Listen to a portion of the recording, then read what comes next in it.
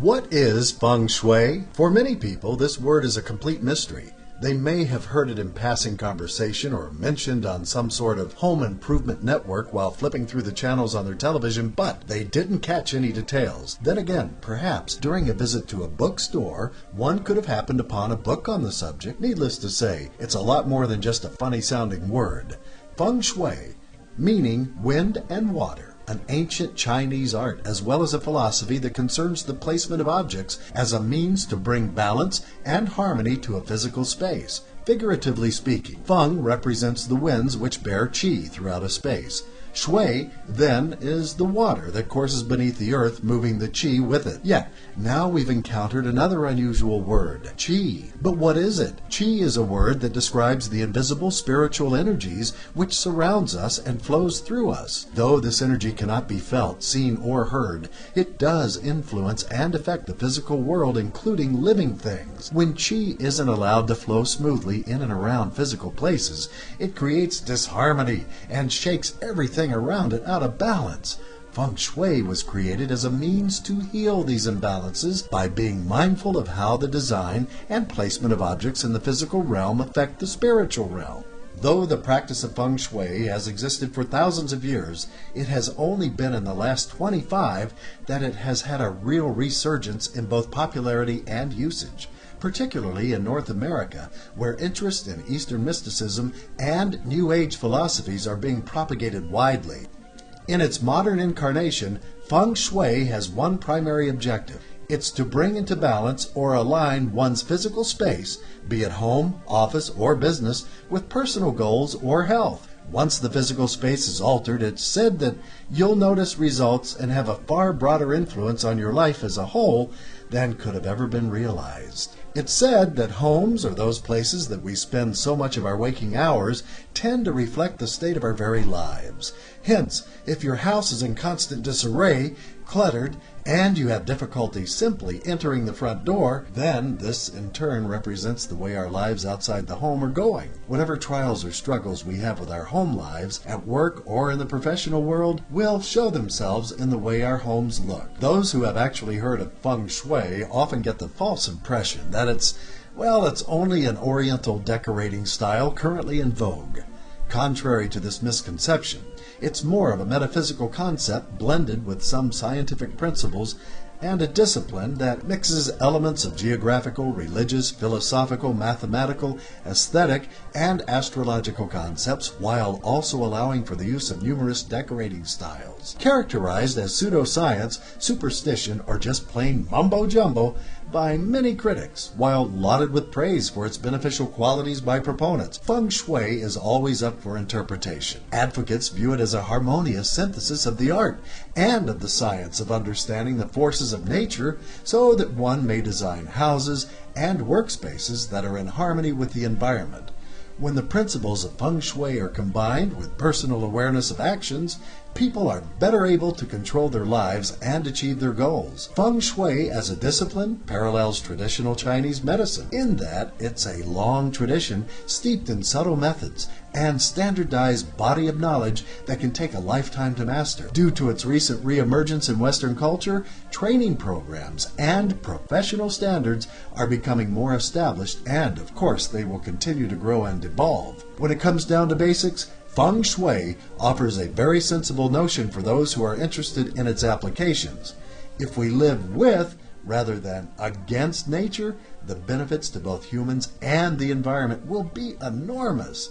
Equally as important is really coming to understand just how deeply we as human beings are affected and influenced by our physical and emotional circumstances. To put it another way, if people surround themselves with symbols of death, contempt, and indifference toward life and nature with noise and various forms of ugliness, they will be adversely affected. Yet, if people gather about themselves images and symbols of beauty, gentleness, kindness, sympathy, music, and various expressions of the goodness of life, the consequences will be far superior and beneficial for man and nature.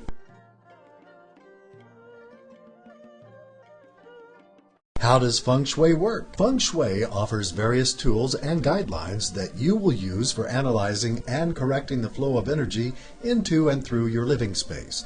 by using the arrangement of rooms and the placement of furniture to create a smooth course for qi through a home, office, or retail location. Any obstructions in the flow or other forms of negative qi are eliminated or actually neutralized to allow positive qi and its resulting freedom of movement. When dealing with the nuts and bolts of Feng Shui, we will come into contact with both the meaning of different colors and shapes and how these are associated with the 5 elements: wood, fire, earth, metal, and water, and how all of these components come together and create movement, balance, or protection. See, not only the shape of the structure, but the shape and layout of the interior. Imagery and objects such as paintings, photographs, statuary, and even furniture are carefully chosen and placed within the environment which is based upon these underlying principles. The central point to keep in mind about Feng Shui is that it communicates a larger connection between everything in nature and how physical surroundings can actually affect the mind, body, and spirit. Thus, it is crucial to be ever mindful of our lives from the ground up, because how we care for our environment will show how we care for ourselves. How to get started in Feng Shui? Well, before you start rearranging the furniture in your home, you may want to stop and consider more carefully what it is you're hoping to accomplish with Feng Shui. In life, we have many issues that we want to affect in some positive way. Therefore, by beginning with a list of these different goals, we can make better use of the principles of Feng Shui in order to get the results we want. There are actually 9 areas in which we can focus our intentions. They are wealth and abundance, health, family, children, knowledge, travel, fame, career, and personal relationships. Now, these areas actually correspond or are at least based on the Pakua.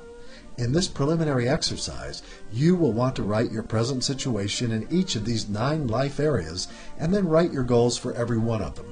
You need to remember to do this prior to using the Feng Shui methods because, hey, it has a direct effect upon what kind of results you're going to achieve. Modern forms of Feng Shui have a number of problems to overcome in order to be successfully implemented in Western homes and offices. The single greatest obstacle? Clutter. Most of the ancient texts on Feng Shui don't mention this phenomenon, mostly because it wasn't a problem for their culture. Yet, in our modern era, especially in such wealthy and technologically advanced societies where abundance has led to the accumulation of stuff, many houses are overflowing with useless trinkets and so many materials that people don't know what to do with. This clutter is worthless and serves no real purpose in our lives. Because Feng Shui is based on the flow of qi, it is vitally important for the qi to flow without obstruction through all of your physical spaces. If clutter isn't removed, then qi's flow is hindered and obstructed at many points. Also remember that Feng Shui is an art. It's an art that can be interpreted in different manners if we are beginners or novices. When using Feng Shui, you need to balance it out with personal taste as well. This will ensure that your dwelling or workplace is producing abundance and positive qi. Creativity is a key element to any successful Feng Shui project. Now, while you are working with Feng Shui, you also need to be aware of hazards that may destroy the presence of qi in your physical space. By trying to help one area of our life, we could end up creating problems in another. Feng Shui is a very refined discipline that has many offshoot techniques intended to concentrate on one aspect of the art, or by adding tools or techniques from other schools of Feng Shui thought. At its base, though, there are foundations and building blocks that have been a part of Feng Shui practices for hundreds of years. There are a few that must be mentioned because they form the foundation of present Feng Shui practices. For all of Feng Shui's practical guidelines and principles, there is a theory regarding nature, a metaphysical concept, one that forms one of the main pillars of the practice. Following this theory, nature is considered to be a living organism itself, though not one of higher perception. It remains quiet and discreet. Nature, in a sense, breathes a life force or spiritual energy that is known as qi. Though this idea is generally agreed upon by the majority of Feng Shui practitioners, the particular details of exactly what nature is, what exactly qi is, and the extent to which it operates remain up for debate. Though it is clear that qi is not a physical force, it can be very hard for some of us to grasp, and this may lead to the impression that this force is only figurative. Rather than being something that we talk about as it actually existed, but is in fact a pure fiction, it is asserted that qi is dynamic and a very real presence. Without this understanding of qi, there is no central principle by which Feng Shui can even operate. When one uses Feng Shui, they do so under the impression that the various guidelines, concepts, and principles that they employ affect the very flow of this living spiritual force and help attune our homes and our businesses to the natural and beneficial course of nature. The types of energies that are associated with Feng Shui teachings are generally described in terms of visibility or invisibility and relate to their location in the natural world. When talking about visible energy, we are speaking of the type of qi energy that flows through landforms and exterior architectural features that are, in fact, visible structures on the landscape. Using the landform classification type of Feng Shui, it is possible to determine which type of energy, positive, neutral, or destructive, is present and moving through particular landscapes or architectural design. Principles of Feng Shui treat the exteriors of buildings as landforms. Now, when talking about invisible energy, we are speaking of qi energy that is found inside of building structures. This type of energy is not as readily discernible as visible energy is, so one must employ tools of Feng Shui like the lopan or compass and the pakua trigrams in order to chart the levels. Buildings are more complicated than the naturally occurring landscapes and require the use of both branches of Feng Shui, landform classification and building characteristics, in order to adequately cover both interior and exterior environments and understand the building status. Now, if we want to understand Feng Shui a little bit better and use it today, it is very crucial to remember the mindset of those who originally conceived it. Though it's been stated in various ways with different points of emphasis applied, one needs to remember that Feng Shui was and is considered a type of ancient Chinese science by practitioners. Approaching Feng Shui from a purely logical Western point of view will obscure the practice. Instead, we should seek to understand the Chinese views of the universe and of heaven and earth. Here we will encounter yin and yang. These two terms represent what the Chinese believe to be the basic cosmic forces that govern reality. These forces are simultaneously opposing one another and still complementary at the same time. They literally shape the universe and all that is within it. Together, yin and yang constitute a balanced whole, and that is called the Tao, meaning the way. In turn, this Tao, or Tai Chi, as it is called by some, comes from a place called the Great Void, known as the Wu Ji, a place between worlds, a nether region. Here resides creation and the realm of absolute wisdom and life. With the term Wu Ji comes a sense of completeness and an all-encompassing vision, symbolized by a circle. Within the Wu Ji, existence arises and is represented by the dots on any common yin and yang emblem.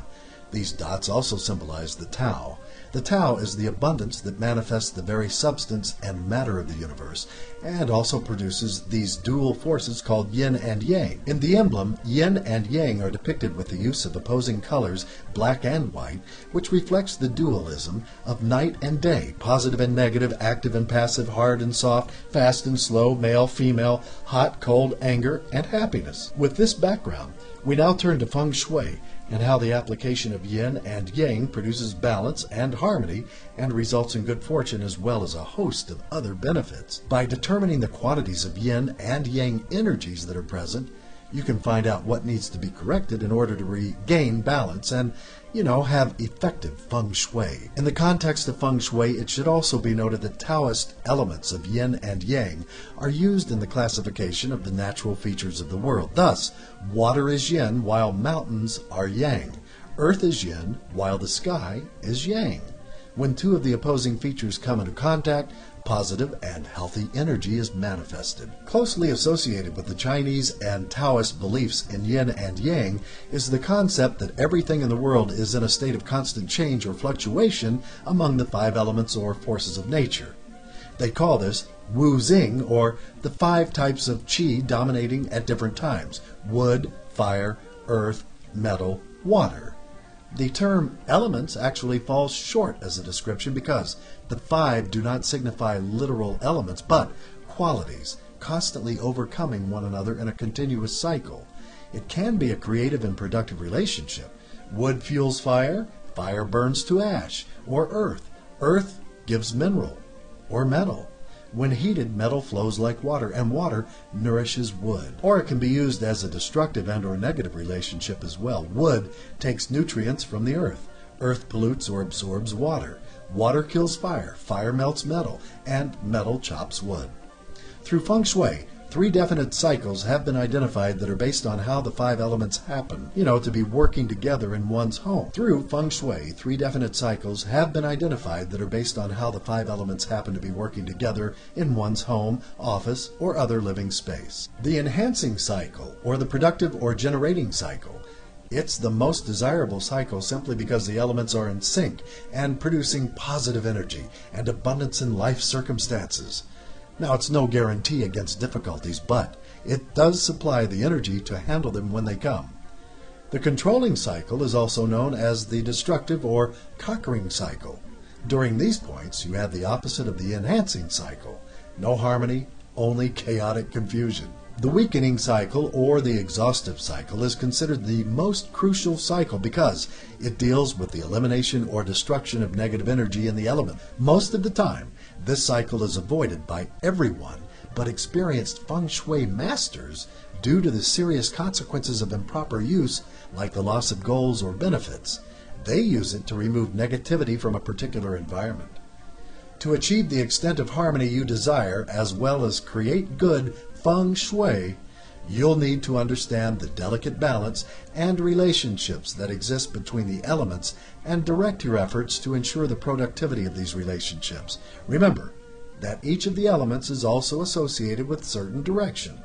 The 5th, representing Earth, occupying the center.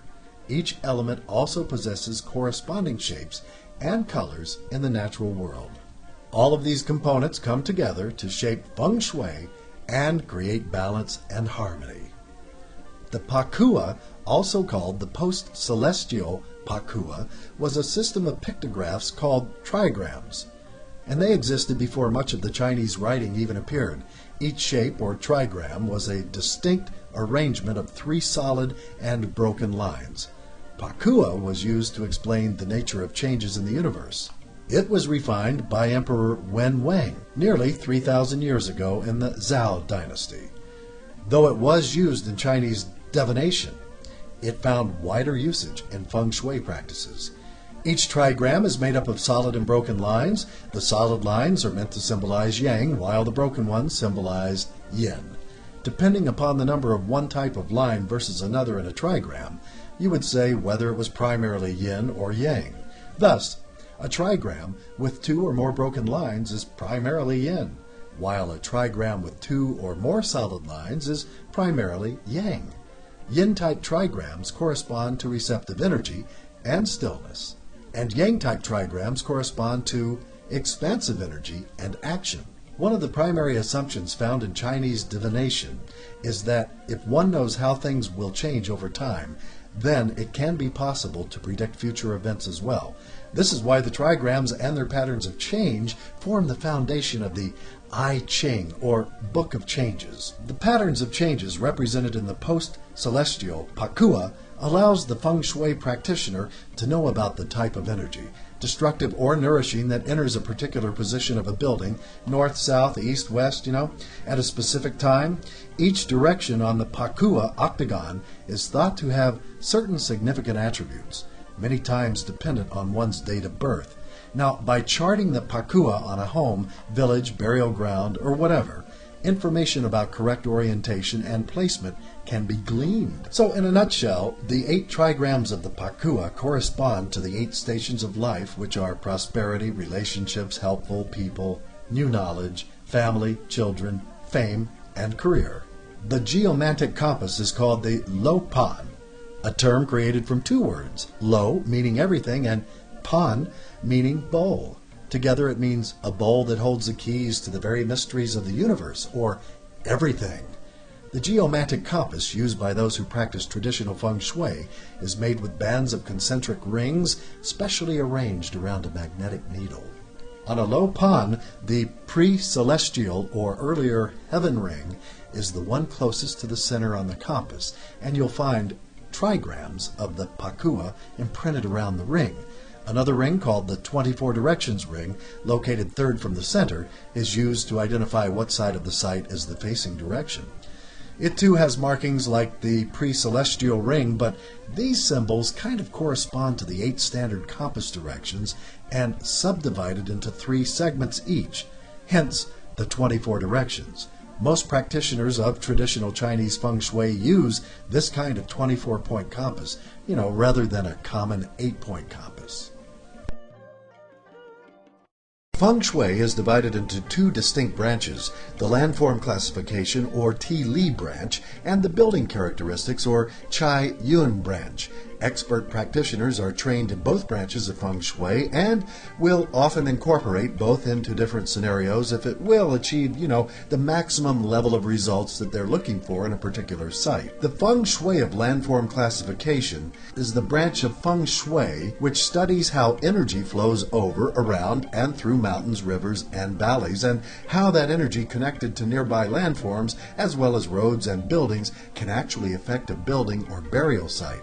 It concerns itself exclusively with the outside world and landscape, including both artificial structures and natural ones. In this branch of Feng Shui, there are different types of terminology used to represent the energy that flows over, around, and through these various natural and artificial landforms. As is true of many facets of the Chinese culture, the terms came in the form of various sacred animal names.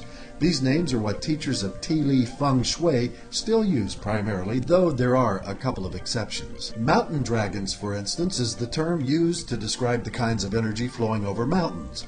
The paths that this energy takes are in turn called dragon veins. When speaking about these particular forms, many Feng Shui teachers say that where a mountain ridge drops, the mountain dragon is supposedly inhaling, and where it rises, the mountain dragon is thought to be exhaling. When speaking about these dragon veins, teachers point out what sort of features represents them in the mountain range.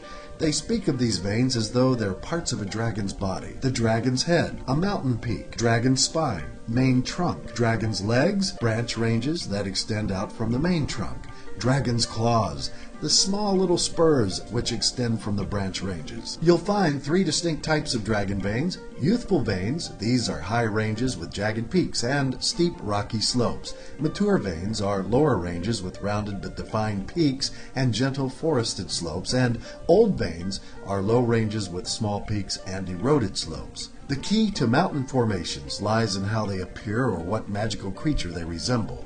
In Buddhist and Taoist culture, they have religious and spiritual significance. They could look like dragons, snakes, even a couple of birds here and there, but no matter what they look like, there is powerful energy present. If such mountain formations appear as ghostly or distorted human faces, negative and malicious energy is said to be present. Spirit rocks. Now, this term establishes a distinction based upon appearance. Whatever energy resides within these rocks is determined by their outward appearance, and at some point this distinction sets them apart from any other ordinary rock you might find. For instance, when you have rocks that are jagged and sharp, they're said to possess aggressive energy, while, in contrast, smooth and rounded rocks will be filled with positive energy.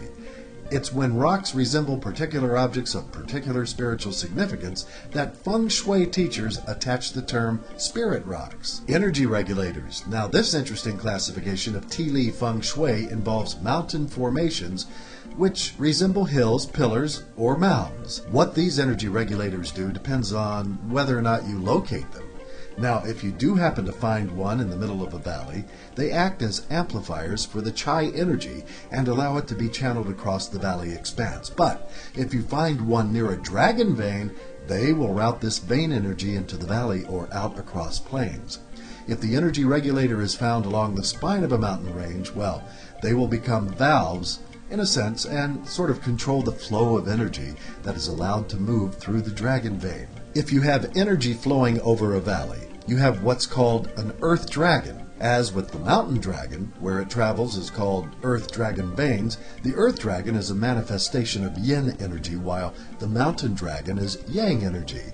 Like mountain dragon veins, there is a resemblance to the shape of a dragon that's required to actually be considered an earth dragon vein. It is based upon the shape of the main valleys and those branching off of it. Water dragons represent the energy that flows with the course of rivers and streams. Points where the course comes into contact with sinkholes are said to be times sort of like when this water dragon inhales. While if you locate a spring where water is bursting out, the water dragon is exhaling. The imagery is very interesting. The key to understanding what exactly dictates what a water dragon is its flow. It's got to flow like a dragon's sinuous body. This will include rivers, the currents along the coastline, and even the patterns in which water vegetation grows. In all of these cases, the energy is abundantly good. Water dragons won't be found in turbulent, raging waters or dead, stagnant water, or, for that matter, in water falling from great heights. As strange as all of this may sound, these water dragons can actually be found in places where there is no water at all. Oh yeah, they may be certain types of rock formations or even discolorations in the shade of grasses in a certain area. One of the more peculiar elements of tea leaf feng shui is something called a protective landform. They're sought when one is trying to find a site for either a building or for burial grounds. Now these types of sites should be surrounded by protective landforms on all sides. Like the rest of the terms used, protective landforms are named after 4 Chinese mythological animals. The red raven.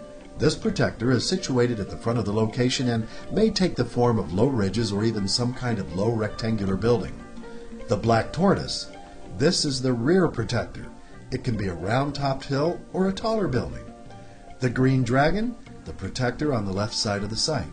The white tiger, the protector on the right side of the site. It's a slightly more complicated matter to locate the green dragon and the white tiger. Much of it will really depend on whether or not that sort of yin-yang based feng shui is actually being used. With Yang Feng Shui, we are working with residences and commercial buildings. To locate the left and right protectors, you'll want to face the front of the house. Looking this way, the green dragon is out to the left and the white tiger to the right. If involved with burial sites, we are using Yin Feng Shui. The protectors are located by standing with our backs to the great marker. The dragon and the tiger remain in the same places as with Yang Domain Feng Shui, yet, based upon our actual positions in one form versus another, the locations of the left and right protectors, well, they're kind of opposite one another. Some suggest that if you confuse the positions of these 2 guardians from one type to another, there could be nasty consequences. You'll find that when it comes to artificial structures, there are marked differences. Since it's not a form like a mountain or a river, the Qi energy does not have a naturally flowing presence within them, but they do possess the ability to affect the flows of energy across the natural landscape. They can direct, promote, or block the flow of energy simply because they resemble and even function similarly to natural forms. Here are a couple of examples. Narrow streets that are surrounded by skyscrapers will affect the flow of energy in a way similar to narrow valleys with steep sloping walls. Buildings with knife-like edges act like jagged peaks. Television antennas and types of large sculpture could actually create negative energy in the same way that jagged pointed rocks do. Streets with heavy and fast-moving traffic flows will hinder energy just like swiftly flowing rivers do. Some winding roads may act like water dragons. The Feng Shui of Building Characteristics branch of Feng Shui studies the flow of Qi energy within the interior of a structure and actually measures how and what sort of effects this may have on the occupants, as well as what places it will be carried throughout the architectural features, both exterior and interior. It, like all of Feng Shui, seeks to find ways to either create harmony and balance in new buildings or regain these qualities through implementing the principles and strategies of Feng Shui. For those who are practitioners of Chai Yun, or the Building Characteristics branch of Feng Shui, there are 3 main criteria that are used to evaluate the exterior features and overall shape of the building. Stability. A building's shape is considered stable when none of its levels are much larger than the others and the structure rests on a solid foundation rather than something like pillars or stilts. Balance. Here, the shape of the building possesses balance if it has symmetrical shape. Smoothness. The point here centers around harsh protruding features, horizontal or vertical, or sharp angular shapes. When examining a house, be sure that the structure lacks these features. Then you can be assured of finding a smooth building. Besides these 3 points, those who follow Yun Feng Shui will evaluate a building exterior appearance based upon a principle called resemblance.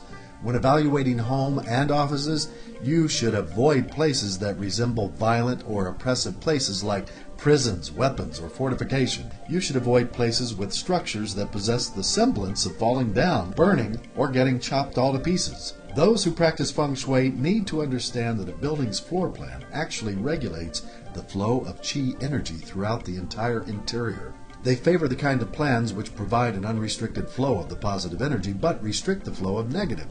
At the same time, they seek plans that prevent healthy, nourishing energies from leaking out. A couple of examples of what is meant will be provided so you can hear what most people who are practicing Feng Shui are looking for. For instance, if you want to keep prosperity from leaking out of your home, be sure that the main entrance is not aligned with any type of secondary entrances or large windows. Your house shouldn't have long, narrow corridors, dark corners, or steep stairways because these will provide the conditions for negative energy to develop. If you want to foster the growth and flow of positive energy in your home, then you have to have wide and well-lighted halls and stairways. Energy will seek escape through large openings like floor-to-ceiling windows, so having such in place, like your bedroom, could actually result in loss of vital personal energies while you're sleeping. These places shouldn't be exposed at all to the exterior. Simplicity is the key to a very strong flow in your home. Floor plans that take this into account will be extremely effective. You'll also find that certain types of interior architectural features will determine whether Qi energy will actually be allowed to flow or be impeded in some way and actually create avenues for negative energy to take hold. To better understand what is meant, please examine the following points. If you want to prevent the entrance of negative energy into a building, don't add features like unfinished rock walls, exposed beams or rafters, knotty wood wall paneling, vaulted ceilings, and very large fireplaces. Do not install ceiling or wall structures or fixtures that resemble weapons. These could be anything wedge-like, knife-like, or arrow-like. As a matter of fact, avoid anything sharp or jagged in your entire design. Rather, you should use round and smooth features because they will promote the development and flow of positive energy.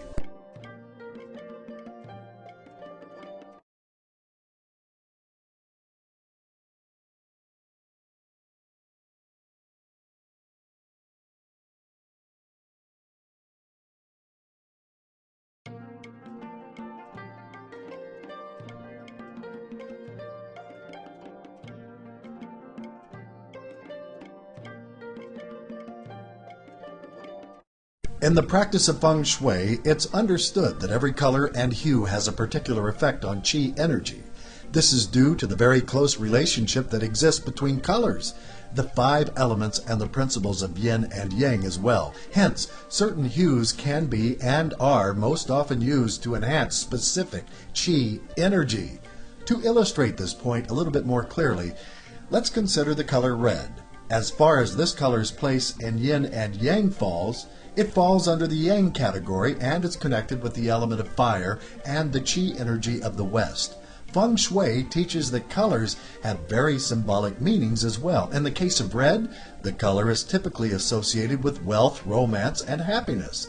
Now, this probably explains why many Chinese use red in both their doors and decorative arches at the entrances to their homes. They understand the benefits very well. Like current forms of color coordination and interior design, Feng Shui essentially uses colors in 2 ways. For larger areas or backgrounds, one should make use of paler colors, but colors used to accent rooms are necessarily vivid and very strong and must not be overused and rather confined to small surfaces or spaces. The underlying principle of this first way is that the stronger the color you use, the smaller the amount that's really needed to make it effective. The second way color is used, well, it relates to personal preference. In Feng Shui, this is considered extremely important as using even a favorable color that you don't like could have the opposite effects. Let's begin looking at different types of colors with those considered to be warm colors. In Feng Shui teachings, a color will also find the best use in a particular part of the house, and warm colors are no exception. They'll normally find use in areas like kitchens, dining rooms, and living rooms. These are places of great activity and need strong energy. Because these warm colors are energetic and strong, they will tend to dominate over cool colors and neutrals. How about yellow? Many say that color is associated with good luck. This could have something to do with the fact that yellow will often stimulate creativity, and it will encourage flexibility so that you may be more able to adapt to any situation. Yellow can have the effect of stimulating joy, wisdom, and the intuition as well. Yellow is a mood lifter which improves one's well-being, and it inspires optimism. Therapists who specialize in both the emotional as well as physical effects of color on the human body suggest that yellow can have a very favorable impact on both the nervous system as well as the gastrointestinal tract. As with anything though, the excessive use of yellow can actually stimulate a little bit too much, and it can cause irritation. Negative feelings like cowardice and prejudice can also result. Orange is commonly considered a happy color and one that increases feelings of optimism, confidence, and enthusiasm. It also shapes creativity, ambition, and energetic activity. Many color therapists actually use the color orange to deal with a number of physical ailments ranging from asthma to thyroid problems. Who knew? Yet orange can have an adverse reaction on some people, causing nervousness and restlessness. Now red is a very strong and stimulating color. It's associated with joy, motivation, as well as love. But intense reds must also be used very carefully, because they can create feelings of fear, uncontrolled passion, and excessive anger, and may be disturbing to those with mental health problems. Pink, magenta, and other hues of pink represent spiritual perfection or completeness, and they rouse a sense of contentment. Pink is a symbol of self-respect and self-awareness, but some suggest that it can be mentally draining. Pink is called the color of universal healing, since it has the potential to increase the energies flowing through the body. Next, we have neutral colors and earth tones. They find great use as a unifying principle in the color scheme, and they're best used for hallways and entrances. At the same time, stronger earth tones may be better treated as though they are warm colors and used in design accordingly. White represents harmony and purity, and it's known as a revealer of truth, and can lead us toward higher spiritual and divine knowledge. Yet, even white can be overused and result in feelings of harshness and seem sterile, even unapproachable. When you mix basic white with small hints of warm and cool colors, it's a lot closer to how everything occurs in nature. Earth tones specifically imply fertility, and as their name implies, these types of colors are related to the environment and things in their natural state. Color therapists suggest that these colors also have a positive effect on some forms of mental depression and can actually relieve or eliminate many of the symptoms associated with it. The prime example of an earth tone is brown. It has balancing characteristics and also promotes a sense of security in people.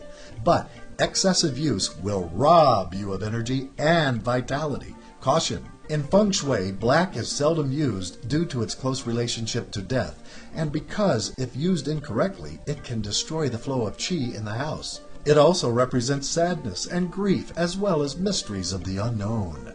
Black is an absorbing color that does not speak. Cool colors will find the most use in places where there is less activity, like bedrooms and bathrooms. By using these cool colors, you can create the illusion of space in smaller areas, and they will complement warm colors if used in a balanced way. Green is a color that straddles the fence when it comes to classification as either a warm or cool color. It has many calming and restful aspects and implies a sense of balance, and it's connected to nature and healing. At the same time, because of its uncertain relationship to warm colors, green can also foster indecision and has very negative qualities. Green can be a symbol of selfishness, jealousy, and laziness. Green in abundance produces depressing effects. Blue offers a subdued sense of hope as well as harmony, which can also encourage creativity, spiritual understanding, as well as communication. It's a soothing and sedate color that many color therapists use to ease pain, believe it or not. Depending upon how much blue you use in design, you'll get different effects. In excess, the color can have a depressing influence. Purples are also calming and soothing. They have a close relationship to spiritual insights, and they can be used to create a perfect atmosphere for meditation. It has an association with wisdom and dignity in some cultures, while in other cultures it symbolizes sickness and disease. Though it seems strange to speak of it, especially when much of Feng Shui is traditionally devoted to landforms and of course buildings, there are modern innovations that concentrate on different issues, and notably one of these is the use and spiritual impact of color usage in all clothing. The Chinese and other Oriental cultures have known of this principle for thousands of years. They used concepts of Feng Shui in every single aspect of their lives, including in how they choose what colors to wear. By seeking the balance with nature and where they lived, as well as what they wore, they wanted to align the world to themselves. Yet, in any study of Feng Shui, it will help to elaborate further with a couple of examples.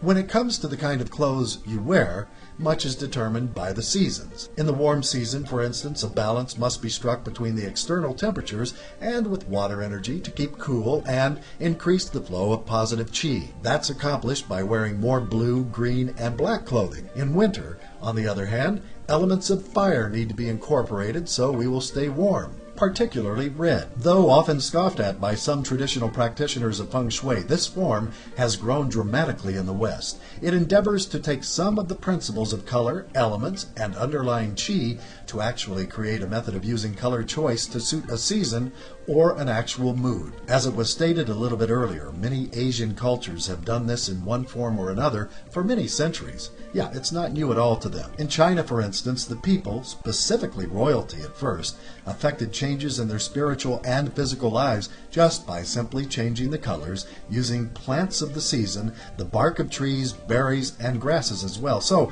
they could attune themselves to the world around them. Much of this type of information is documented in the Chao silk manuscripts. It represents a comprehensive record of how the ancient Chinese used color, seasons, and cycles to manage many aspects of their lives, all the way from agricultural to social interaction. In China, as well as elsewhere in the world, fashion has always managed to become a measure of one's social station in life. For example, Grand Emperor Wang Ti was the only person in all of China who was allowed to wear the color yellow, simply because it was said to represent royalty. Yet, yellow also carried a far more spiritual or divine significance during the time of the Yellow Emperor. This color not only showed his imperial roots, but was suggested by the Chinese almanac to be a great source of proper Feng Shui balance. The emperor varied his color choices just a hair during different seasons when he wore either white or black. Today, it is true that many are reviving some of these Feng Shui-related concepts of color and clothing in order to obtain the spiritual benefits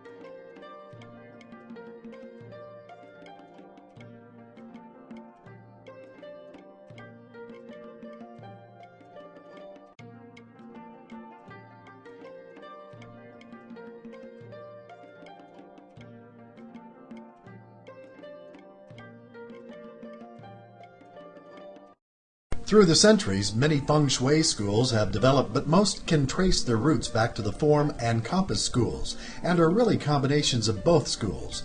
You'll find schools emphasizing mathematics and those that focus on the astrological movements and the charts.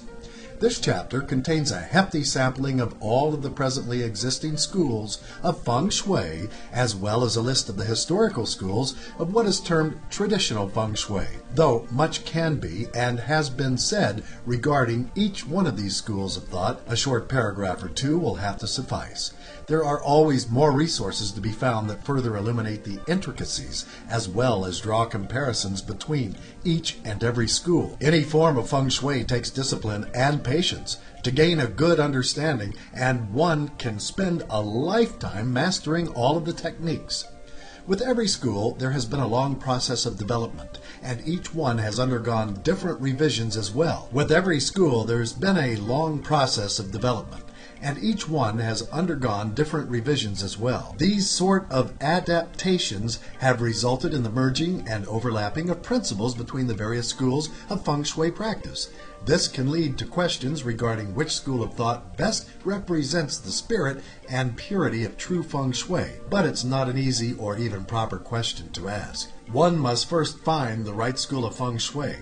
It's essentially a personal preference. It's suggested that you be flexible enough to try multiple schools, so that way you'll have the clearest possible notion of what you're really looking for and what it is that you are not looking for. Some may go any extra step and decide to merge concepts from multiple schools themselves and then implement them in their home. It's been said that the primary concept of Feng Shui is very much about one's intention. What do you intend to do with the teachings and schools of Feng Shui? This is the one that uses the shapes and forms of the surrounding landscape and waterways, and how these shapes will affect people living or working in a structure. It is, in essence, a form of the Ti Li branch of Feng Shui. The four main directions of the compass that is used in this school are represented by four sacred animals: green dragon of the east, white tiger of the west, red phoenix of the south, black turtle of the north. How it differs from pure Ti Li is that it does deal with and analyze both interior forms as well as the layout of the structure. It's based on the shape of the landscape, and four symbolic animals are used to identify the landscape. The form school is by far one of the easiest ones of all of the Feng Shui to learn and implement, and one that you can easily combine with the compass school. The compass school focuses on the physical structure of building rather than surrounding landscape. It's in this school of thought that the Lo Pian is used to divide the structure into the 8 compass directions. It should be explained that each person has 4 beneficial compass directions and 4 harmful compass directions that are based on the year of birth and gender, and these also indicate whether or not they belong to what is called the East group or the West group. Regarding a building, this grouping is suggested by the direction that the building is sitting or facing. The flying star system is without a doubt considered by most Feng Shui experts to be the most advanced level of Feng Shui one can ever practice. It differs markedly from other schools. Why? Because it deals with the dimension of time and how this can actually affect or indicate a building's qi energy. Again, adherents to this form use the Lo Pian or geomantic compass to calculate the facing and sitting degrees of the structure. From that point, this information is combined with the date of the building or home's construction with the intention of finding out what the energy patterns are within. According to Flying Star's teaching, each structure has a natal chart, commonly referred to as a birthday chart, energy pattern. Any changes in the structure, such as renovations, will have a major impact on the pattern. The Flying Star system is used and based on a 3x3 almost tic-tac-toe-like grid that is called the 9 palaces. Every little square on the grid contains 3 numbers, and when it is placed on top of the building's floor plan, these numbers will in turn identify what type of qi energy is moving in every room. For instance, the box in the upper left-hand corner of the grid, I want you to visualize, has the numbers 6, 1, and 4, which are associated with health, prosperity, and good fortune. If this square corresponds to the bedroom on the floor plan, then the bedroom is located in a spot with very positive energy. The Flying Star system is a powerful technique for evaluating the flow of invisible energy in a home. With it, you can actually arrange how you live with the house accordingly, so you can benefit from a very positive flow of qi. Black Sect, or Black Hat Sect, is a modern version of Feng Shui developed in the mid-80s. It's a combination of Tibetan Buddhism, Taoism, psychology, and traditional Feng Shui, and it's based on more of a spiritual approach than a scientific one. The leader of this new school is Grandmaster Thomas Lin Yun Rinpoche. The school relies less on directional energies and the use of horoscopes and astrology, and much more emphasis is given into the internal orientation and organization of the space. Black Sect practitioners divide the structure into 8 sections, and Pakua, or Pakua map, is aligned with the entry door rather than in a northward direction. Each section corresponds to a different life aspiration. Placing of symbols and intent is emphasized. It uses a fixed entry to determine the life areas. This is known as the Ba Guao, and its cures are similar to the Kappas. The big difference is where all the areas are, mainly. This system also uses a mixture of Buddhism, psychology, and design principles as Feng Shui tools. The main concept? Very simple to use, but you need a little bit of schooling in the spiritual realm if you are a beginner. Many Westerners prefer this school of Feng Shui because it stripped the practice of the more questionable aspects, like astrology, and then places a greater emphasis on the possible psychological and emotional benefits rather than metaphysics or spirituality. Existing now for well over 300 years, the 8-mansion school of Feng Shui is one of the easier and more popular methods used to determine the good and bad locations of a dwelling, to analyze whether or not someone is compatible with the house, and to discover the favorable and unfavorable personal directions that most likely will promote productivity at work and in relationships, as well as encourage good health and successful academic pursuits. 8 Mansions Feng Shui is based on a number, but not just any number, but what is called a Quao number. These are numbers that every person has and is found by utilizing a mathematical formula. In 8 Mansions practice, the Quao number of the male residing in the home is determined first and then used to affect changes in the balance as well as harmony in the structure by the influence this number has on the flow of qi energy. And that's throughout the house. One also has a specific number that corresponds to a westerly or easterly direction, and people have lucky and unlucky directions too. The 4 Pillars school of Feng Shui uses a method of reading the life of a person from his birth year, month, day, and exact hour. The info is used to form the 4 pillars or columns that also consist of 2 characters. The 4 pillars together will contain 8 characters. The ancient Chinese used the combination of these 2 characters to represent time. The same is also applied to years, months, days, and hours.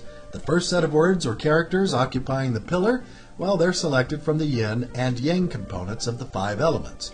Yang wood, yin wood. Yang fire, yin fire. Yang earth, yin earth. Yang metal, yin metal. Yang water, yin water. The second set of words or characters are taken from what's called the 12 earthly branches. These are generally represented by the 12 animals of the Chinese zodiac: rat, ox, tiger, rabbit, dragon, snake, horse, goat, monkey, rooster, dog, and pig. In the primitive forms of Chinese astrology, the year branch or animal sign was used to identify a person.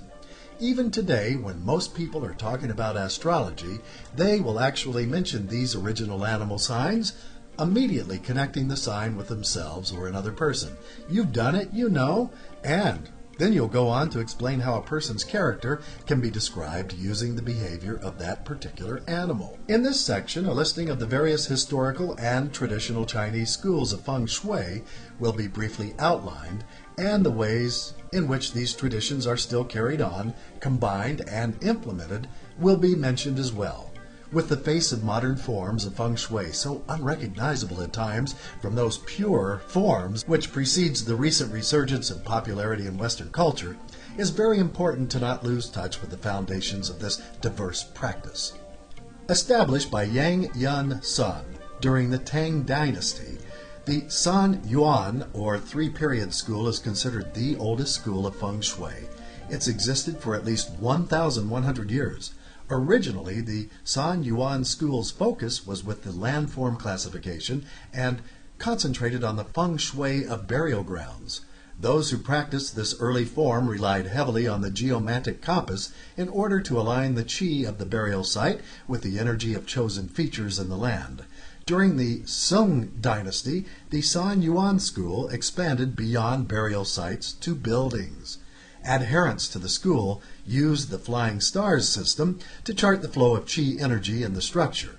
Beginning in the early 20th century during China's Republic years, the San Yuan school made another expansion by applying landform analysis principles to buildings and other human-made structures, such as roads, dams, and bridges. In the present, San Yuan has established itself as a complete system of Feng Shui that includes both landform classification and building characteristics branches, but with an emphasis on landform classification. Sharing common origins with the San Yuan school, the San Ho, meaning three combination school, has been around for a little bit over 1 millennium and can actually be traced back to Yang, Yang, Sun. The San Ho school was a particularly specialized form of Feng Shui that dealt with the relationships between mountains and waterways rather than buildings. Those who follow San Ho's methods will use a form of the Lo Pian to work with landform classification. San Ho is quite advantageous for use in difficult environments that contain complex arrangements of mountains, valleys, and water systems. The mysterious subtleties school was founded during the Song dynasty by Su Zhen Wang. Hence, it's persisted in relatively the same form for at least 800 years. The original scope of this school of Feng Shui was for use in buildings, and as a complementary practice one could use with San Yuan Feng Shui, like the San Yuan school. Xuan Kung uses the Lo Pian as well, but it also included the use of the flying stars system. Yet both schools came up with different interpretations of the meaning of the numbers on the flying stars grid. During the Qing dynasty, Xuan Kung went through its first expansion with the incorporation of the landform classification of both natural and man-made structures. Like the other schools, Xuan Kung is currently practiced according to a systematic program, one that includes both landform classification and building characteristics branches of Feng Shui, but with a very distinct emphasis on the analysis of buildings. You'll find that many of the most skilled Feng Shui practitioners are trained in 2 or more schools, applying the principles of one school or the other depending on the particular circumstances. Often this can produce better results than using one by itself. Of course, results may vary given different characteristics of the situation. Well, who exactly uses Feng Shui? In ancient times, while China was still under imperial rule, Feng Shui remained a closely guarded secret, known only to a handful of astronomers and scientists commissioned with maintaining the health, wealth, and power of the court. Emperors and kings were using the principles of Feng Shui and all of its variations to amass fortunes as well as conquer neighboring kingdoms in the ancient world. Imperial palaces and cities were planned according to Feng Shui ideas, which notably became a hallmark of classical Chinese architecture. One of the most spectacular examples of early Feng Shui being implemented successfully is Beijing's Forbidden City.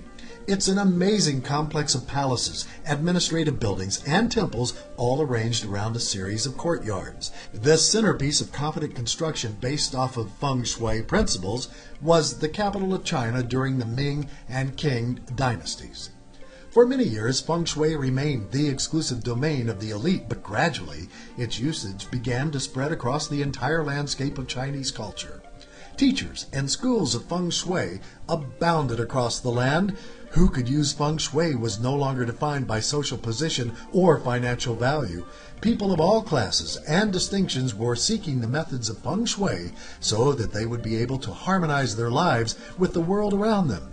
Rich merchants and poor laborers alike appreciated the scope and influence that Feng Shui represented, and its spiritual and philosophical merits were lauded with such praise and admiration by wise men all over. Through the long course of history, Feng Shui's presence and influence flourished with the rise and falls of dynasty after dynasty. Masters passed on their sacred knowledge to eager pupils as well. As many Chinese immigrated to foreign lands, many brought their beliefs along with them, and Feng Shui spread throughout Asia and way beyond. Though this practice was criticized, especially by Western cultures, it still managed to gain a big foothold in the West. This aided it well, especially when the land of its birth put heavy restrictions, upon its usage. If not for the pockets of flourishing practitioners who remained faithful to the teaching of Feng Shui, it's possible the art may have died out under the oppressive regimes of Republic and later Communist China. The range of Feng Shui had broadened to encompass nearly the entire world. One could find a student of one school or another in almost every country, but today, even in China, earlier restrictions on its use have been raised. Feng Shui is very much available for everyone to use, and this is especially apparent in Hong Kong. An entire host of different buildings, including banks, hotels, and houses on the island, which have been designed using Feng Shui. The Chinese recognize and use forms of Feng Shui to improve health and business and so much more. Today, Feng Shui is experiencing an ever-increasing popularity in the U.S. and other Western cultures. Dynamic teachers are coming out of nowhere to package and sell their particular brand of Feng Shui. In many cases, these modern versions hardly resemble the traditional teachings of the ancient Chinese masters, but this does not damage the fascination that this art form holds for so many. When asking the question, who uses Feng Shui? In the present, you'll get a number of different answers. In essence, even in our modern culture, there are still those elite groups who simply have the financial backing to maximize the use of current Feng Shui practices, celebrities and millionaires mostly, but if one will go into a local bookstore and browse the art or architectural section, they'll find many books on the very subject. Much of Feng Shui's current popularity can be traced to an undercurrent of interest in anything that speaks of Eastern philosophy and metaphysics. Thus, you have scores of people buying books, attending training seminars, and trafficking countless websites devoted to the propagation of modern Feng Shui in all of its forms and variations. Again, its increasing usage by many well-to-do businessmen who want buildings and landscaping based off of Feng Shui attest to this phenomenal presence. In the U.S., some companies, believe it or not, have already used Feng Shui to actually design their buildings. You may be surprised to see such well-known structures as the MGM Grand Hotel in Las Vegas or the White Sox Stadium in Chicago among the rank of structures that actually utilize Feng Shui. It may also surprise some that companies like DreamWorks, Bank of America, Coca-Cola, Procter & Gamble, Hewlett-Packard, and even the Ford Motor Company employ Feng Shui in various situations.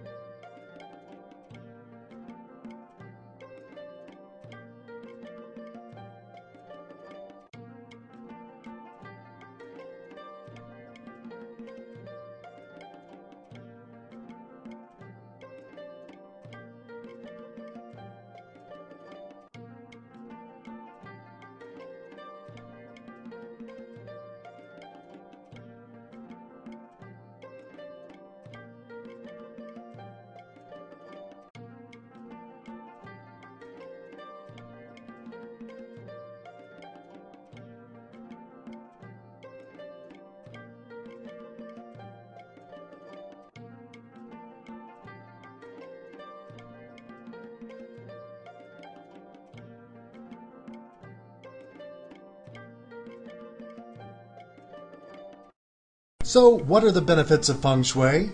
It's important to note the difference between what is considered genuine Feng Shui and less credible forms. This distinction can determine whether or not you're going to achieve lasting results and positive benefits or none at all. If we want to use Feng Shui, we need to know if there are any real benefits to even using it or decide that those who question the veracity of the practices were right. How can we distinguish between genuine and false Feng Shui? Aha! There are difficulties inherent in such a search. As has been mentioned before, the early practitioners and teachers of Feng Shui typically related their lessons and their teachings through oral tradition. As a matter of fact, much of Chinese metaphysics wasn't openly taught in ancient China. We have restricted oral traditions as primary guides in these matters. We can run into roadblocks, even if we encounter a teacher that has a legitimate claim to far older traditions. This doesn't mean he or she will pass along this sacred knowledge in completely the same manner as it was delivered to him. In other cases, the Feng Shui master may deliver much of his teaching to a school of students under his guidance, but may also have a more private disciple in which he wants to entrust his most precious secrets and knowledge. Such broken or prejudiced oral traditions have resulted in variations in Feng Shui. All kinds of practices too, as well as outright errors that may affect the beneficial elements entirely. Lack of corroboration may also be a factor in whether one type of Feng Shui is useful or not. In other words, many studying Feng Shui could not undertake the same amount of hands-on training that their teachers did in order to gain wisdom regarding the flow of qi over the landscape or other structures and how this knowledge can be helpful. Feng Shui's effectiveness will vary from what is current and handed down from the past. Mythology has built up over time, and in order to find real benefits from Feng Shui, we have to cut through the myths and misconceptions. Many ancient tales revolve around Feng Shui, but generally those told again and again and again and passed down from one generation to another lead to exaggeration simply to make them easier to remember in the next passing. With enough time and retelling, the facts can become a little bit obscured and lead to improper expectations regarding Feng Shui's performance. Stories involving the placement of Feng Shui in a beggar's life instantly resulted in immediate wealth, yet the truth, more adequately stated, is that this beggar's life can improve his state in realistic, incremental ways. So it is true that Feng Shui can improve a person's life, but we have to seek to avoid those gross exaggerations and oversimplifications of the principles and practices that are running rampant in the present through many sources. When using Feng Shui, it's very important to take account of particular circumstances in one's life that form a starting point. Now, obviously, this starting point will vary from person to person. Hence, the methods of Feng Shui should be carefully tailored to the individual situation. Like our beggar, a person may start from a low position, but using Feng Shui is no guarantee of rapid, effortless progress to a completely opposite financial position. To illustrate a little bit further, you might think of a person of moderate means. They make just enough to get by, and their health suffers from their anxieties. By implementing Feng Shui, you can improve the finances with some time and at the same time provide physical improvement as well. The same principle applies at any and every level. The results at every place are going to be positive and they're going to be beneficial. The very purpose of Feng Shui is that it creates the energy for more of what you do want in your life and less of what you don't even want.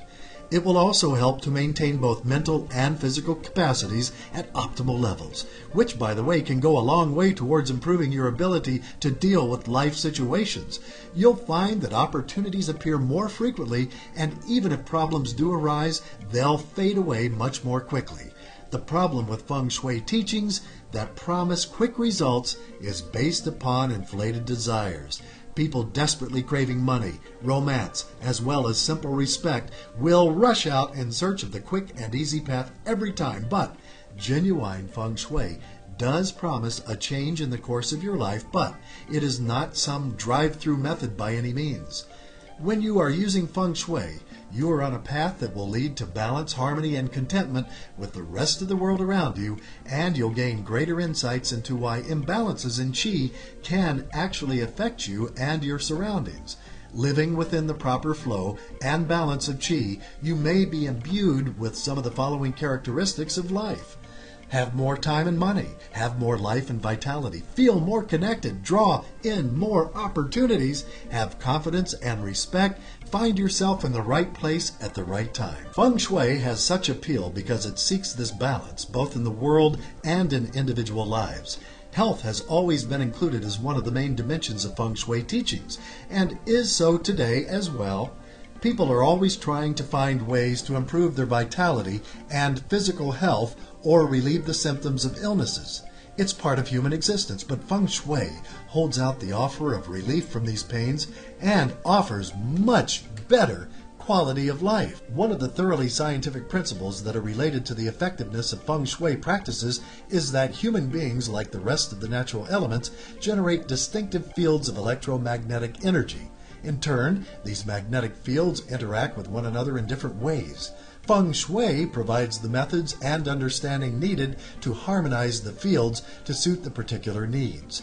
Many who focus on the more spiritual or metaphysical aspects will comment that it's more a matter of bringing balance to the forces, all of the forces of Qi that are operating throughout the natural world. In Feng Shui, the ideas of electromagnetism and Qi mix all together. Now, those principles of Feng Shui that speak of the 5 elements also include a dimension which explains that each of these 5 elements will correspond to the 5 main organs, which are associated with 5 emotions, 5 sense organs, and various tissues. Studying the effects of using Feng Shui to treat health issues can become just as important to those who practice the art as the many other spiritual and emotional issues that have drawn them to Feng Shui in the first place.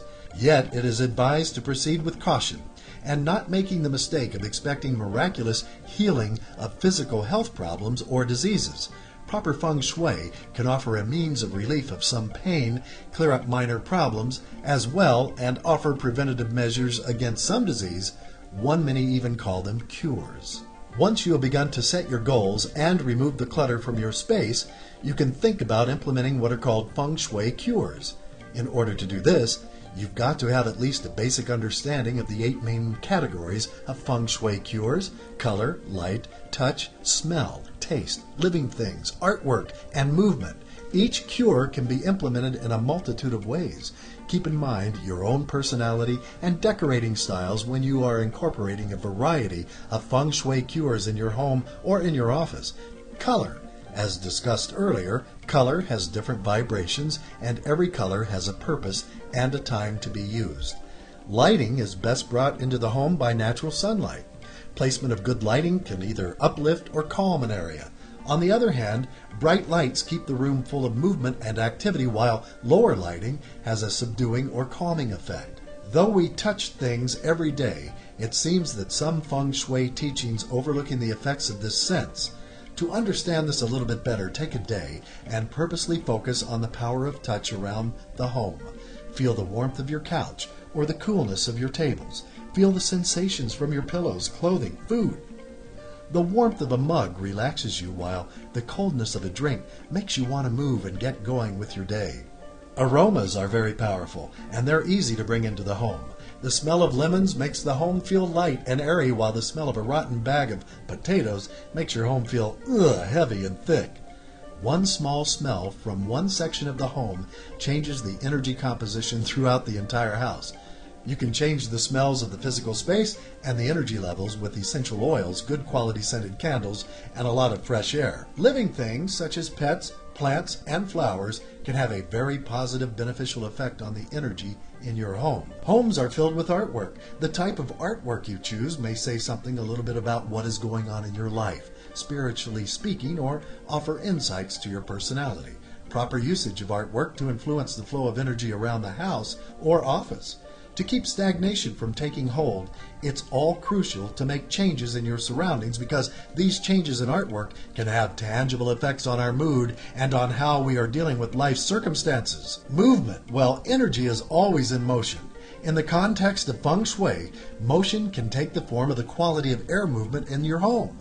If your space is heavy and still, it may create oppressive feelings and weariness.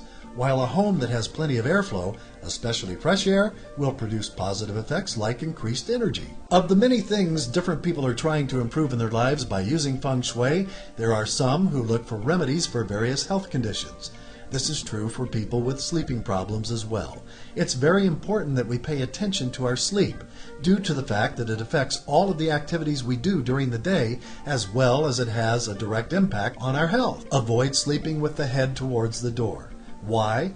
Well, it's important to be able to see the door of your bedroom, yet without being directly in front of it at the same time. It allows for more optimum levels of positive qi and eliminates the flow of negative qi caused by such exposed sleeping positions. Avoid sleeping under a window.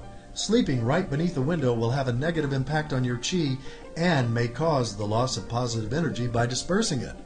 But if your bed is right under the window, any negative qi which could enter into the room through it would go directly to you and therefore affect you. In the event that you can't arrange your room to keep you from sleeping beneath a window, be sure that you placed a little barrier on the window. This could be in the form of a blanket or a curtain. The barrier provides a good defense against negative qi. Avoid having pictures depicting water displayed in your bedroom. According to Feng Shui principles, having such types of pictures in the bedroom can cause insomnia as well as attract negative energy or bad luck to those who sleep into the room. Either remove the offending picture or keep it far from the bed. Remove jagged or weapon-like images or objects from your bedroom. You need to check for any sharp-edged element or corner which could be pointing towards the place where you sleep. If this element is something you cannot remove easily, then you can counteract all of the potential to deliver negative qi by simply covering it up or obstructing it. Can Feng Shui actually be used to find wealth? Well, many who are practicing Feng Shui want to focus on the possible monetary or financial benefits that can actually result from its use, either in the home or the office. Any sort of genuine spiritual or physical health concerns are quickly crowded out. They seem less interested in achieving sense of balance and harmony with the natural world around them and more willing to fill their wallets. Along with this rationale, there are questions that may amount to criticism of the system as a whole. It could be asked, if Feng Shui really works, then why is there no obvious evidence in history of Feng Shui practitioners having wealthy or prosperous descendants? Of course, these types of questions almost always concern material wealth. They fail to realize the focus of many of these early masters and those that came after them. They were less concerned with fame and fortune than they were achieving the spiritual and philosophical results of cultivating positive qi using Feng Shui. They lived a life of spiritual and religious devotion, cherishing good deeds and accumulating positive virtues above and beyond worldly gain. Many such students of Feng Shui were adherents of Taoist and Buddhist teachings and looked upon themselves as Ji Pinyang, or false body. They regarded these spiritual realities much more strongly than having money themselves or even passing it on to their descendants. In such a context, the question is not whether genuine Feng Shui will actually result in financial gain, it's whether or not we should be so concerned with the way we approach the use of Feng Shui from such materialistic or selfish motives. It's almost a guarantee that when you're beginning to practice Feng Shui, you may well run into some difficulties and need a little bit of help to find a way through a difficult application. Having a list of advice and tips can really make quite a difference on how effective your use of Feng Shui will be and determine what sort of courses will actually maximize both your understanding as well as the usage of various principles, regardless of the school of thought you choose to implement. Here are some basic Feng Shui tips. There are a few very common, even basic tips that will go a long way towards keeping your Feng Shui experiences on track, though they may be obvious after reading so much valuable information on the subject. You may be surprised how often they are ignored or mishandled once a person actually begins to incorporate Feng Shui into their house or office design. At this time, we're going to mention just a couple of the more common examples. In a real-life situation, they may be part of larger problems or combined with other common problems, so you've got to be aware of what's going on at any given time. Where you are in a room in relation to the entrance can determine your vulnerability to the presence of negative qi energy. If you're sitting somewhere, you need to be sure that you have a clear view of the entrance as well as a majority of the room. Avoid clutter. This one, of course, is a very strong understatement.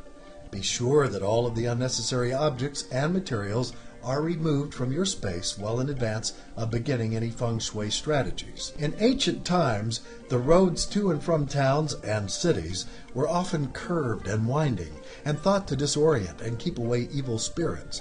Modern applications may actually involve driveways or some other types of landscaping features. There are numerous objects used in feng shui that are said to contain some sort of intrinsic properties that can actually be used to redirect, reflect, or shift the type of qi energy in a given physical space. These include mirrors, crystals, wind chimes, and even flowing water in the forms of fountains. They should be used strategically. Do not go overboard with your use of these types of objects. As with anything else, even if it's supposed to be helpful, it can quickly become a hindrance to the positive results. And anything else, even if it's supposed to be helpful, can quickly become a hindrance to the positive results of feng shui. Listen to some of the following suggestions to help you in evaluating the quality of a home's feng shui. They don't represent an exhaustive treatment on the subject, but they do form a solid starting point for determining how to properly apply the principles of feng shui all the way across your living space. These suggestions are agreed upon by practitioners of all the traditional schools of feng shui. Be aware of natural landforms and nearby buildings. Their impact on the energy flow of a house can't be overstated enough. You could have problems with the surrounding environment, for example. The landforms may be conductors of negative qi, such as jagged rocks and steep cliffs, and distorted or gnarled-looking trees. Other examples may include roads that are running straight at the house. One particular remedy for such conditions is to undertake difficult, expensive, or impossible actions such as moving the landforms, altering the course of a river, or getting your city to change its road patterns. Next, you have a building's exterior design. You may have to deal with problematic architectural features like structures built upon pillars rather than solid foundations, irregular roof lines, or houses that are shaped like weapons. You may effect some positive changes by actually altering the outer appearance of the house, but this can become too costly. In such cases, it could be a lot wiser move to find a different site. If you've been able to find a house with a suitable environment and exterior design, you should evaluate the floor plan and interior architectural features. You'll want a house that promotes the development and flow of positive energy and that impedes the development of negative energy.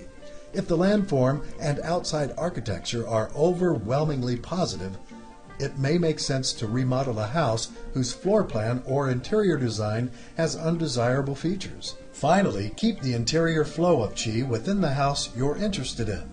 Here you will be making use of the Flying Stars system, the one of the Xuan Qing and San Yuan school, or the Lo Pian compass of the Pa Chai school. At this point, many of us would seek the help of a professional feng shui consultant. A couple of tips on choosing a building site. While most traditional feng shui schools will suggest that you make sure that your site is covered on all sides by landforms like hills, mounds, trees, bushes, and even other buildings, because these forms can be catalysts for the creation of powerful positive qi. Avoid sites that produce destructive energy and seek information on which environmental features are associated with destructive energy so, you can make sure that none of these features are found around your building site. And find a site that produces nourishing and positive qi energy. Ideal feng shui conditions are rare. Most of the time, most simply live with what we can get or improve on what we have. To deal with problematic conditions, we can take countermeasures. Here are some examples. Pakyua mirrors are used as a means to deflect or combat the negative qi created by outdoor features that represent violent or intrusive forces.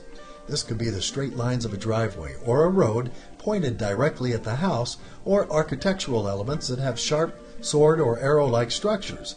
The Pakyua mirrors reflect this energy back at the sources and thus will neutralize the negative qi. You'll also find that creating natural barriers like mounds or hills or even certain trees can be used to protect your home from intrusive or carriers of negative qi. Symbolic countermeasures are used to neutralize opposite flows of qi energy. Many times it can come in the form of images of structures that can figuratively combat against these other intruders and thus keep negative qi at bay. Other times you'll use the opposite form, especially in the case of those which represent one or more of the 5 elements of Feng Shui. An example of using opposites as a symbolic countermeasure may mean using images of water or an actual source of flowing water to represent water and combat the negative qi that could come from sources of fire elements like a very large fireplace. A couple of other fun and interesting Feng Shui tips, as was explained a little bit earlier. There are numerous helpful hints and tips that can make using Feng Shui a much more rewarding experience.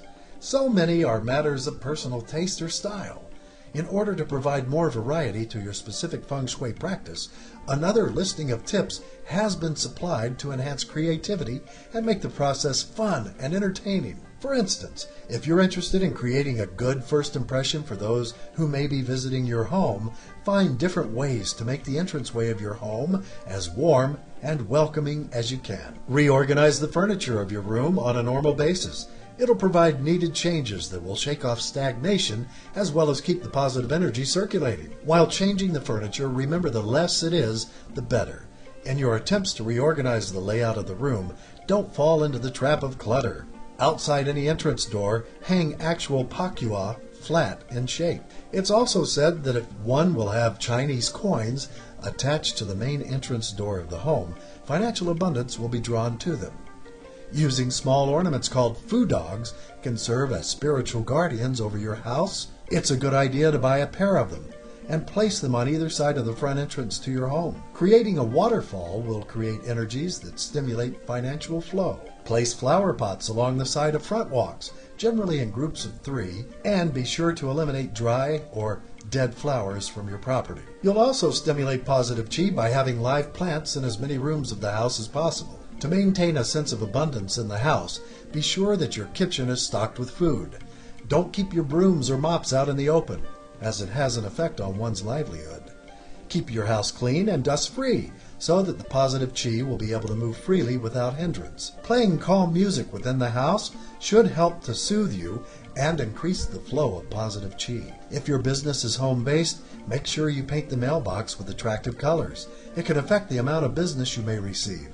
Place mirrors in small rooms in order to create a sense of greater space and to generate energy attuned to opportunities. Let's take a closer look at ways to implement Feng Shui concepts in your office space, specifically home offices.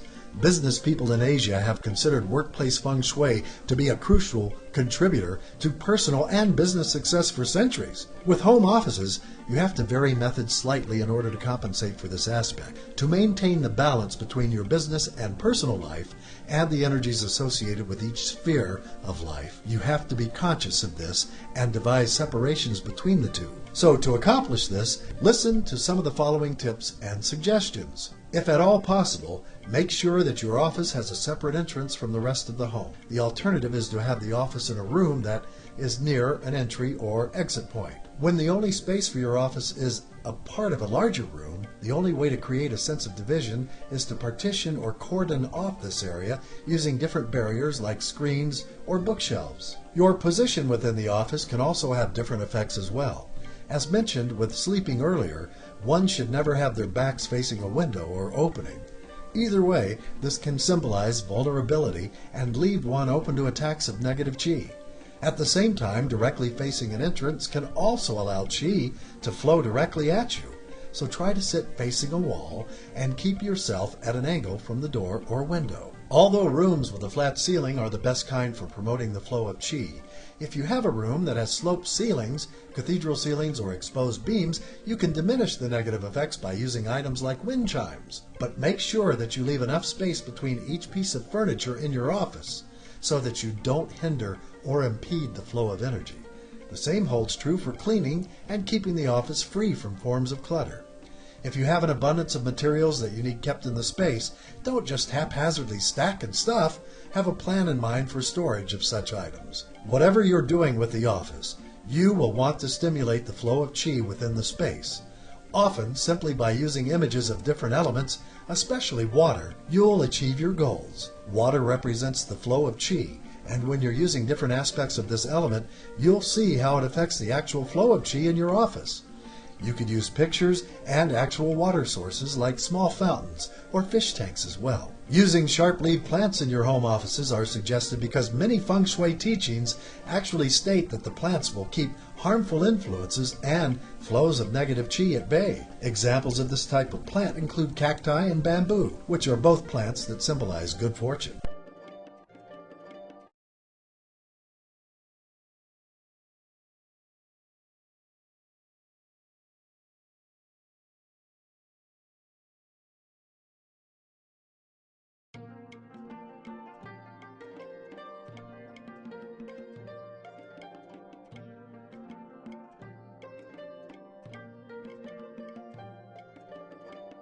Since first learning about Feng Shui, many Westerners have been quick to dismiss it as a mere superstition or have been cynical about its scientific claims. But these remarks, even as they are reinforced by many opponents today, remain part of a larger opposition and a general state of cynicism and skepticism about anything that speaks of postmodernistic philosophy, the New Age movement, and or local adaptations of Eastern cultural practices. In the West, the dominant voice is still one of logic and science, and any arguments revolving around Feng Shui typically voice objections of the scientific claims and difficulties finding any measurable practical effects of using Feng Shui. Yet, portions of Western culture, particularly in the United States, have begun to have paradigm shifts as interest in anything different than the status quo of philosophy, religion, and psychology have prompted a rise in Feng Shui's overall popularity. Another area where ridicule rears its ugly head is in the use of different objects to promote certain beneficial effects in Feng Shui practice. One can find evidence of this by checking out any number of the numerous paperbacks which have been appearing on the market, touting almost magical benefits from the specific placement of mirrors, arrows, the use of certain colors, and flowing water. It's asserted by the authors of these books that using these items can actually have beneficial effects on one's life, finances, and relationships. Skeptics turn and argue that most of these claims come from the sort of imposters who wish to exploit postmodern trends. They may have little to no understanding of Feng Shui's traditions, but make use of the terminology in order to make tidy profits. In recent decades, many of the Feng Shui books that have been published in English tend to focus on interior design, architecture, interior decorating, and landscape design, but when the above materials are mixed in, any credibility that may exist in the design or landscaping elements are removed. Thus, Feng Shui and its practitioners endure more dismissals and denials, as well as unfair comparisons to New Age religious beliefs, pseudoscience, or merely reliance on the placebo effect. Some even go so far as to insist that those who promote Feng Shui are committing outright fraud. To buttress their case, opponents of the practice cite the exorbitant prices which many Feng Shui consultants charge. According to many skeptics, Feng Shui has a resemblance to the art of acupuncture, but instead of needles, the practitioners themselves insert themselves into different buildings and landscapes in order to use their metaphysical sensors to find evidence of the flow of positive and negative energies and formulate ways to eliminate the bad energy and increase the presence of good energy. Then they figure out the best places for different rooms, like bathrooms and bedrooms, which way particular doorways should face, and where you should hang your plants and your chimes first. All such things are decided on the basis of their analysis of the flow of qi energy. They mock the methods as well as the efforts of Feng Shui consultants. For skeptics and opponents, Feng Shui has also become another New Age energy scam with a catalog of metaphysical products, including paper cutouts of half-moons and planets, octagonal mirrors, and wooden flutes offered for sale to help you improve your health, maximize your potential, and guarantee fulfillment. Yet opponents say that Feng Shui leads one to believe that we are not accountable for our own actions or much of our circumstances. Rather, it passes these things from man's hands to intangible flows of energy. Harmonious relationships with others can only be brought about by a character change within the people themselves, not the ebb and flow of qi. They go on to say that in the countries where Feng Shui still has a foothold, the belief has become riddled with superstitions and unverified notions about nature and the universe. It's taught in university curriculums across the country as a scientific principle for architecture and city planning. It is important to list some of these points of contention because it allows one to make informed decisions about whether or not Feng Shui is something they want to use. When considering the claims of skeptics, it's important to treat their assertions carefully and find out if there is any truth to what they're saying. The same goes for any claim of Feng Shui. There are many voices clamoring on both sides of the issue, trying to get your attention, but ultimately, you must be the one to decide. Good luck and best wishes.